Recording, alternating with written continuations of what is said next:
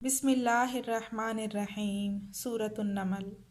شروع کرتا ہوں اللہ تعالیٰ کے نام سے جو بڑا مہربان نہایت رحم والا ہے۔ طاسین۔ یہ آیتیں ہیں قرآن کی یعنی واضح اور روشن کتاب کی، ہدایت اور خوشخبری ایمان والوں کے لیے جو نماز قائم کرتے ہیں اور زکوٰۃ ادا کرتے ہیں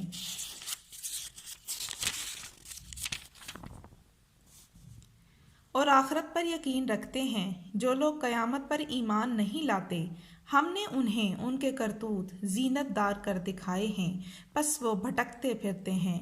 یہی لوگ ہیں جن کے لیے برا عذاب ہے اور آخرت میں بھی وہ سخت نقصان یافتہ ہیں۔